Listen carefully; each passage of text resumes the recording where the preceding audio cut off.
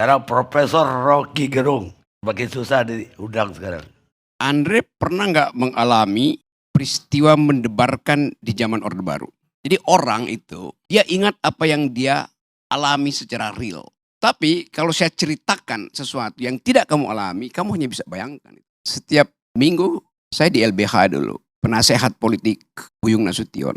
Setiap kali kita diskusi, datang polisi dari Kramat 5, dulu polisi dan tentara masih sama, Kremlin kita sebut. Dia masuk ke ruang diskusi, ada Malik. Dia naik di atas meja dan dia bilang, demi undang-undang saya bubarkan diskusi ini. Orde Baru pakai demi undang-undang. Dia sah bubarin itu. Undang-undangnya subversif memang. Tapi dia pakai undang-undang. Kalau sekarang rektornya ditelepon, jangan terima Rocky Gerung untuk diskusi itu. Anda lihat. Jadi kalau Anda bilang Jokowi merawat demokrasi, Jokowi tiba ketika Indonesia udah demokratis, saudara Andre. Jokowi nggak ada di mana-mana ketika Anda di Uber-Uber itu. Jadi bagaimana mungkin Anda bilang Jokowi sedang merawat demokrasi? Dia memberantakkan demokrasi, itu intinya. Ada pepatah bilang begini, we choose joys and sorrow long before we experience them. Kita memilih kegembiraan atau kesusahan jauh sebelum kita mengalaminya. Kalimat itu, Anda tahu kalimat itu siapa yang ucapkan? Yang ucapkan itu adalah Gibran, yang nama depannya Kahlil. Jadi bagi Kahlil Gibran, pikiran itu udah memilih lebih dahulu sebelum dia mengalaminya. Jokowi di pikirannya sudah memilih jadi otoriter sebelum dia mengalaminya. Sebelum dia menjalankannya. Itu yang namanya authoritarian personality. Ide untuk memperpanjang masa jabatan itu adalah authoritarian personality. Ide untuk menambah masa jabatan itu adalah ide authoritarian personality. Ide untuk menjadikan Gibran calon wakil presiden itu adalah authoritarian personality. Dia udah memilih sebelum dia lakukan bahkan. Begitu cara melihat otoritarianisme, saudara Andre. Jadi kalau Anda sebut-sebut dari awal bahwa ya ini ya Jokowi ya demokratis. Lo otaknya itu dari awal otoritarian. Itu dasarnya.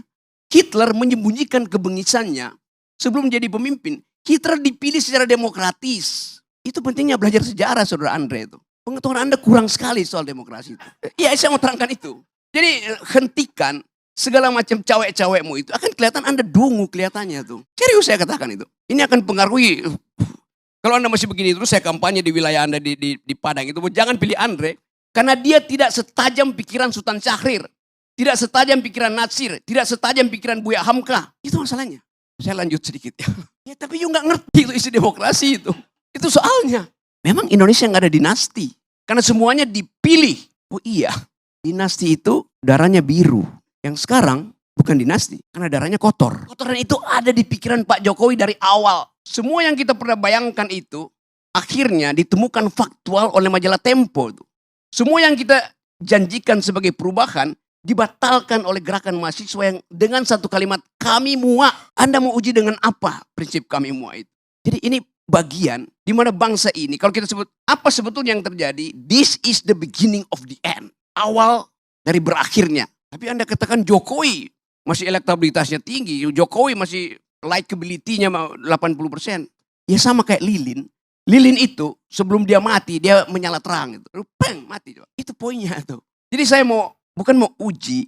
Saya mau beritahu bahwa kalau kita sembunyikan soal-soal yang tadi ethics itu. Kita masuk dalam tukar tambah. Machiavelli bilang begini. Kebusukan kekuasaan bukan pada penggunaan fisik kekuasaan. Tapi pada pengkhianatan itu. Pada penipuan. Itu semua soft powernya Jokowi. Jokowi gak datang seperti Soeharto bilang I'll cover you. Gua gebuk lu. Enggak. Dengan senyap dia lakukan pengkhianatan. Pengkhianatan pada Ibu Mega. Pengkhianatan pada bangsa ini. Pengkhianatan pada emak-emak. Apa kurang kejamnya Jokowi? Dia bikin IKN. Dia jual gak laku ke Cina. Dia jual ke Amerika gak laku. Dia jual ke Mesir gak laku. Dia jual ke Malaysia gak laku. Dia jual ke Singapura gak laku. Lalu akhirnya dia paksa oligarki itu untuk nyumbang di depan. Kurang cukup. Dia suruh APBN pindahkan 20, 30, 40% ke IKN. Pada saat yang sama seorang pria berkeluarga di Kupang, tempat Parera. 2 hari lalu merobek perutnya karena gak bisa beli beras. Pengisan siapa dengan Pak Harto? Tidak pernah ada di zaman Soeharto orang bunuh diri karena gak bisa makan. Padahal orang ini setiap bulan di Kupang itu nunggu di pintu gerbang desa untuk dapat BLT. Dan itu ilmunya Jokowi. Membujuk orang supaya tidak produktif, supaya tidak pinter. Bagian besar mereka yang nunggu BLT itu adalah pemilih yang tidak tamat kelas 7. Bagaimana mungkin kita bicara hal-hal yang normatif, etik pada pemilih yang 80% dari pemilih Indonesia itu tidak tamat kelas 7, artinya tidak tamat SMP. Mereka menunggu serangan fajar, mereka menunggu BLT. Itu bengis namanya. Zaman Pak Harto kurang ajar. Dia suruh konglomerat eksploitasi sumber daya. Berapa persen yang balik ke negara? 35%. Zaman SBY berapa persennya balik ke negara? 27%. Zaman Jokowi berapa persennya balik ke negara? 6%. Itu bengis namanya itu. Hak saya untuk dapat keadilan. Hak mak-mak untuk dapat nutrisi. Supaya anak-anaknya punya masa depan, tidak mengalami stunting. Dibatalkan oleh Jokowi melalui proyek-proyek infrastruktur yang gak ada gunanya tuh. Tadi saya baca di koran. Gubernur DKI bilang begini. ASN, kalau Anda malas, saya kirim ke IKN. Jadi IKN itu tempat pembuangan, tempat penghukuman. Jadi Anda bayangkan seluruh literasi, narasi dari rejim Jokowi itu buruk. Minus bahkan.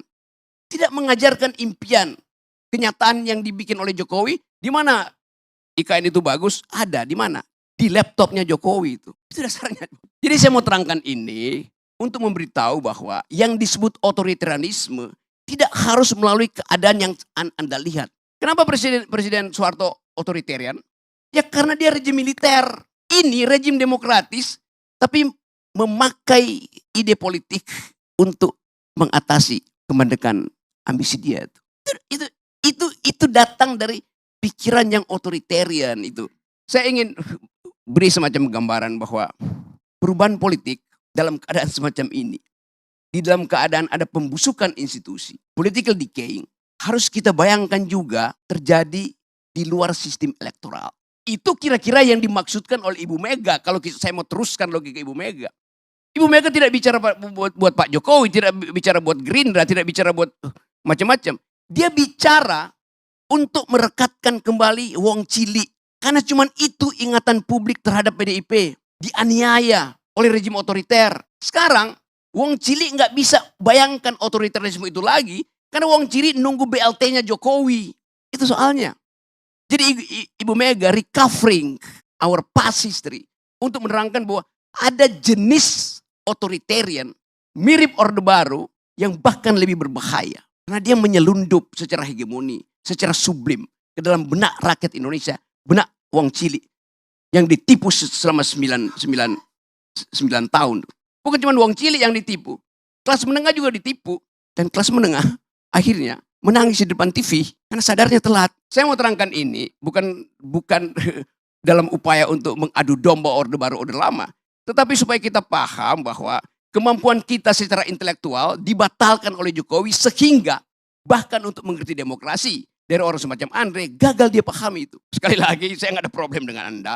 Saya punya problem dengan cara membaca sejarah. Terima kasih.